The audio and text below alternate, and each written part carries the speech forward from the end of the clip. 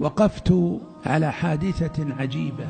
فتاة في عمر الزهور لم تتزوج، كانت تالية للقرآن، مكثرة من ذكر الله، تقوم الليل، بارة بوالديها. قدر الله عليها فأصيبت بآلام خطيرة في ساقها، ثم انتقلت إلى فخذها. وبعد مراجعات وكشفيات وتحليلات قرر الأطباء بتر ساقها، وقالوا لها استخيري واستشيري، ولا سيما استشيري والديك. فسألت أباها بما تشير علي؟ قال يا بنيتي أنت امرأة بارة، امرأة مصلية، امرأة ذاكرة، امرأة مطيعة، أبشري بالخير، ولكني أنصحك أن تستشيري أمك. فذهبت إلى أمها وقالت يا أمه أشيري علي. قالت يا بنيتي قلبي يتقطع، فلعلك تأخذين مشورة أبي. الوالدان هنا لا يريدان أن يشير عليها ببتر الرجل، ولكنهم لم يصرحوا لأنهم يخشون أن هذا رأيا طبيا وهم ليس لهم فيه رأي. فكانوا يلمحون لها أن الله جل وعلا سيحفظها، أن الله سيتولاها، ولكنها صلت ركعتين ثم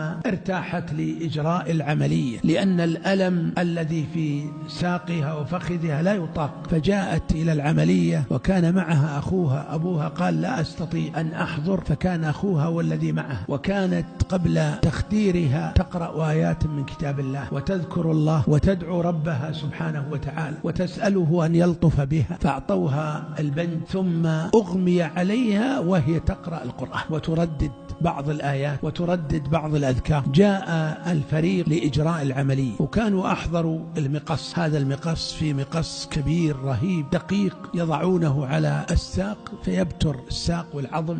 فأحضروا المقص ووضعه كبير الأطباء على ساقها، ولما ضغطه لبتر الساق انكسر المقص. انظروا إلى لطف الله جل وعلا ورحمته بمن يتلو القرآن، بمن يعيش مع القرآن، بمن زاده الذكر والتسبيح والدعاء والصدق مع الله والإقبال على الله جل وعلا. كبير الأطباء قال اعطونا مقص ثاني. منذ سنوات ما استخدموا إلا هذا المقص، لكنه انكسر فجأة ولا يعرف كيف انكسر. فطلبوا المقص الثاني، أعطوها جرعة من المخدر من البنج زيادة، ثم جاء لإجراء العملية وأراد أن يقص الساق فانكسر المقص. هذه قدرة الله، الأمر أمر الله، والتقدير تقدير الله، والكون لله هو الذي يتصرف فيه. وربنا جل وعلا يحفظ عباده المؤمنين، يحفظ عباده المؤمنين، يحفظ التالين الخاشعين ذاكرين المسبحين. فكبير الأطباء اندهش وأصابه ذهول عظيم وتفكير، فقال أعطونا مقص. قالوا ما في إلا مقص ثالث بالمستشفى، ما في غير. قال أعطونا المقص الثالث. أعطاها زيادة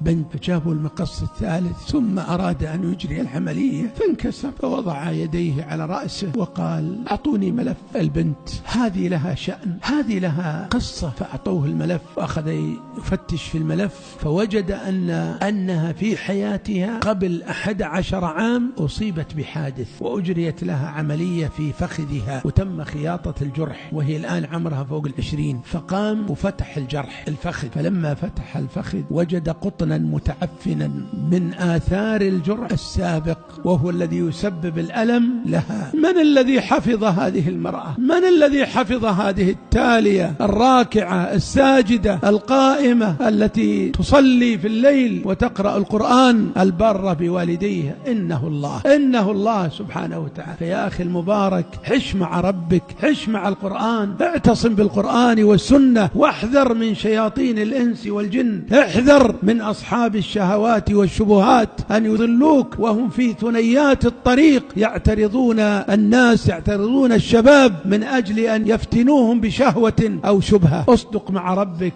وتعامل مع الله، ومن يتعامل مع الله فهو رابح، لأن البيع معه سبحانه رابح لا محالة. لنكن مع القرآن في خلواتنا، في صلواتنا، في ركوعنا، في سجودنا، لنعش مع ربنا جل وعلا. وحذار حذار أن نقضي وقتنا وأن نعفن جوارحنا بمشاهدة ما حرم الله. لو أراد الإنسان أن يحاسب نفسه فيما مساء هذا اليوم، ثم قال أبشوف أبنظر ماذا نظرت إليه من أمر ما هو لي عليه، سواء كان في قناة في جوال نظر محرم، ثم قال سأنظر ماذا نظرت ببصري مما هو لي، قراءة قرآن، قراءة كتاب فيه نفس. سنجد أننا استخدمنا هذه الجوارح، بصر، السمع، البطن، الفرج، اليد، الرجل، استعملناها في غير ما خلقت له. فاحفظ الله يحفظك، احفظ الله يحفظك.